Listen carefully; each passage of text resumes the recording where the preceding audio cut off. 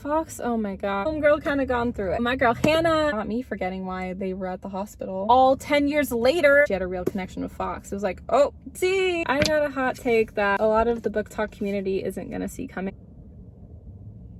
Hey guys, today we're doing 2 books for Mel's Talk. I know, back to back, we got a lot. So a heads up now, I will be talking about spoilers because I got a hot take. I got a hot take that a lot of the book talk community isn't gonna see coming, honestly. Let's get into it. These are 2 books published by Tessa Bailey. It Happened One Summer is first and Hook, Line, and Sinker is second. Let's talk about this one first. There's only 2 books in this series. Honestly, It Happened One Summer. I started getting into reading and was kind of looking for another like summer book, and this was popping up really consistently. A lot of people said they really loved it. I'll be honest, I'll give it a 3 out of 5 star. It just wasn't quite a book for me, but hot take, I know, the second book, Hook, Line, and Sinker, gets a 5 star for me. I just loved it way more. It was way more my speed of a book I really liked. I don't know, I just really liked it a lot better, honestly. With this book, like, I still liked it. There's still parts of it that were like very cute, but this one's really popular because the author made it inspired by a show called Schitt's Creek, and apparently one of the characters in that show, I don't watch the show, so I had to do my research, didn't like end up with like a guy she was with and chose herself, and so the author did a book inspired by that where like the character actually like ends up with somebody. So that was kind of like what the author did, and this is actually supposed to be a movie, but I don't know. I've done a lot of research like if it's still happening or not. Maybe not anytime soon. A lot of actors are going on strike right now, so I don't honestly know if that's gonna be a thing, but I'm wondering, you guys, like, if this is gonna be a movie, will Hook, Line, and Sinker ever be a movie, or will it be intertwined together, or is Hook, Line, and Sinker just like underrated? Because this book was way better. Like, I really would want to see this one as a movie, honestly, if you want my hot take. But anyways, It Happened One Summer. We got Brendan, we got Piper. It's Grumpy Sunshine. It's a spicy read, heads up. It's an open door for sure. It was my first open door book, and I kind of was like, it's a little weird, but honestly, like, the more I've read open door, I've really read like a mix of both open door and closed door. Like, when I think of all the books I've read, genuinely it's like divided. Like, I've read closed doors and I've read open doors. I probably do prefer a closed door, but I've learned that I actually don't mind reading an open door. I really actually don't. At first I didn't really like it, but I actually don't really mind it. I don't know, because the open door books still have like cute moments, and I just try to get through like the spice a little bit. Sometimes the spice in the story makes more sense though, and I don't know, I don't mind as much as I thought I was going to. I'm fine with reading either one. I think it just depends, honestly. Over time, when I read like more books, maybe I'll kind of know like what I like or don't like, but I'm kind of divided right now. Like, I don't mind either way. I have a mix of open door and closed door books in my little bookshelf at home. Brendan's kind of grumpy. He was married after his wife passed away for like 7 years. He didn't want to get married again. He didn't feel like that was right. But then Piper came into Westport. So Piper is like bubbly, sunshine, and rich and famous in LA, but she gets herself into some trouble. So Piper and her sister Hannah, who's in the second book, go to Westport, kind of bring Westport back to life because they realize their real father lived out there. He got killed. I forgot his job. Henry, though, worked like kind of like similar to what Brendan is. Like, he's a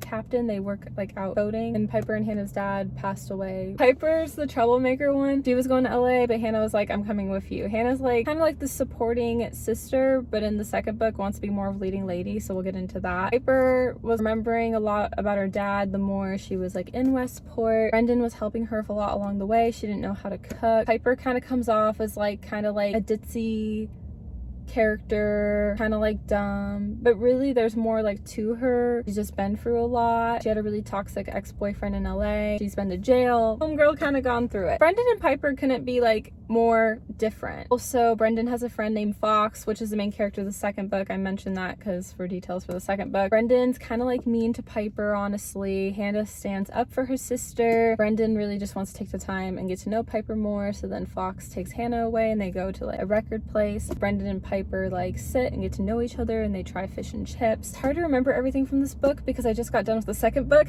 I've been reading so many books, so just bear with me. I'm trying to sum everything up the best I can. Piper and Brendan like get to their senses, and they really like each other, so they have some spicy moments together. They have like a spicy hospital moment scene. Not me forgetting why they were at the hospital. Oh, okay, Brendan was out sailing like with his job. I forget what he does. I'm so sorry. He's a sea captain. Okay. And then Piper's watching over his house. I think she hears news that Brendan's in the hospital, so she freaks out. Turned out he was there because another member on the ship needed to be there, but she like drove and frantically ran. Piper's kind of a chaotic personality, and she ran to make sure Brendan was okay. He was, so they had the spicy moment in the hospital. Brendan's like father-in-law takes a while to kind of come around to the idea of Brendan being with someone new, because his father-in-law is not over like Brendan being with, like, you know, his late wife. Piper was like, hey everyone, and it was at like a memorial celebration of like his late wife, and she was like, oh no. And then Piper felt insecure herself because she felt just like very ditzy and clueless. Brendan and Piper do have a lot of talks of overcoming a lot of insecurities they both have, and they work through a lot. For me, I don't know if it was really my speed of a book, because I'm not really a ditzy person, and I don't really go for bearded like men. That's not really like my type. I mean, I've thought guys were cute with a beard, sure, not like typically. So I think that's why I didn't feel like my speed of a book, but it was still like cute. Basically, Piper kind of like brings back to life with Hannah Cross and daughters, which Henry Cross is her father's name. The daughters are the two of them, and they bring this bar and restaurant together. That was kind of the whole point of them going back to Westport. The stepfather isn't really like that supporting of a father, because he's like rich and famous. Their mother moved out of Westport and never came back because it made her think about like her late husband Henry too much. There's a lot of family drama with that. Piper thinks it's for the best to go back to LA. Brendan chases after her. Piper realizes she doesn't want to be in LA, ends up moving to Westport to end up with Brendan. That's kind of it with the book one. Let's get into book two. Book two, my girl Hannah. I love Hannah. She's like more like my personality, honestly. Her and Fox, like, they just go so well together. Like, I love them two together. Fox is like the pretty boy type. That's kind of like more my typical type. Like, he has tattoos and stuff. Like, I've liked guys with tattoos or accents or something. Just, I don't know, young boy spirit. Like, I don't know. This book felt like way more my speed. I really, really liked it. Definitely a slow burn though, and definitely very repetitive. It was always talking about like their insecurities. I'm like, ugh, can we get to the point? Can we overcome insecurities? Eventually at the end, yes, but it was definitely very slow burn. Definitely still spicy, but not that many spicy scenes. It was very more so slow burn. And the ending was of them all 10 years later, which, like, cute, but it's also like, why not like 2 years later? Why like 10? Like, I don't know. Felt like weird, but anyways, let's get into it. So Hannah always felt like a supporting character. Piper always felt really like connected to their father. Hannah didn't really, but Hannah loves like music and record players. She was kind of able to like connect with her like father later on in the book. So basically Hannah had to go back to LA because she has a job kind of like as an assistant, but wanted to work her way up to like a music coordinating position. She has this crush on a director named Sergei. I hope I'm saying his name right. And he never really paid attention to her. It's funny because at the end when he started to pay attention, she realized it was just a silly, pointless crush, and he never really cared until she made like lady moves, and she didn't like him like that anymore because she had a real connection with Fox. It was like, oh, see. Actually, the prologue is really, really cute, you guys. Hannah and Fox exchange like tons of text messages. Fox is typically like the pretty F-boy. Fox, oh my god. You could read this book and kind of think like, wow, Fox is toxic. But at the same time, I kind of just felt like Fox was just struggling. Sometimes like in life, like when people are quote unquote toxic, granted, there's one side where like, yes, completely, this person's toxic, get out of that relationship, 1000%, been there and done that. Also, there's another side where you kind of have to understand, like, sometimes unfortunately maybe a guy is toxic in a season of life, and it doesn't mean he's always going to be, and maybe he will grow up and overcome that and not be toxic anymore. I guess my whole point is that people can truly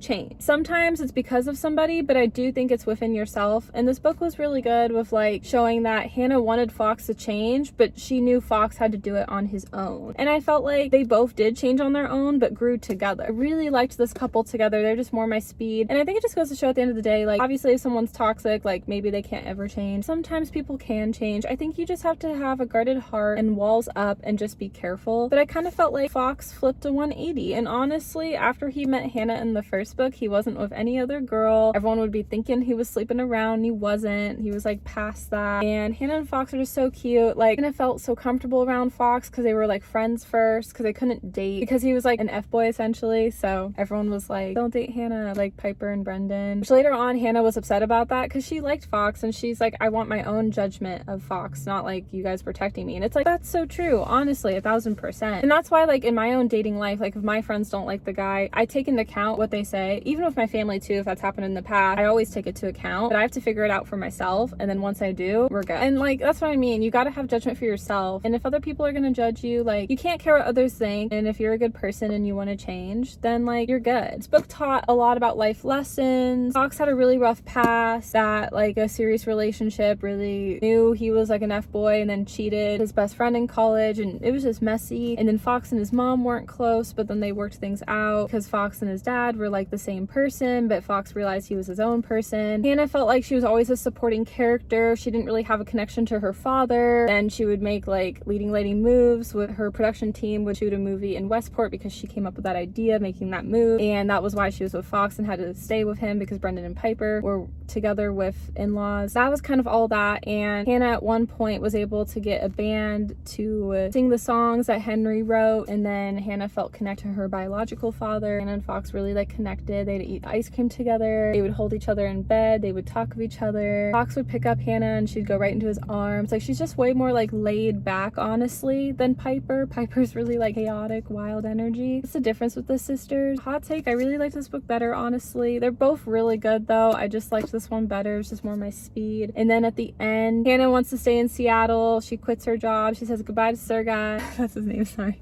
And she ends up with Fox. They're together, but then the epilogue was 10 years later. They're married with 2 girls and dogs. Hannah and Fox are so happy and healthy together. Brendan and Piper are married with 2 kids, but the son of Piper's is Henry, which was cute. I hope the author makes like a 3rd book talking more about maybe like the lead up to the 10-year, or could just jump to like the 10 years. A lead up would be nice, because I didn't really like how the ending was like they're together and then 10 years later, I don't know, you know what I mean? Like a lead up to the 10 years later. Like, it'd be cool if maybe there was a 3rd and 4th book, like with the 3rd leading up and doing like lots of POVs with like all the 4 main characters, and then the 4th book could be like their life like finally at the 10-year point later. I wish there could be more to the books. That's gonna be all for Mels Talks today. I hope you guys enjoyed it, and I'll see you guys next time. Bye, I love you.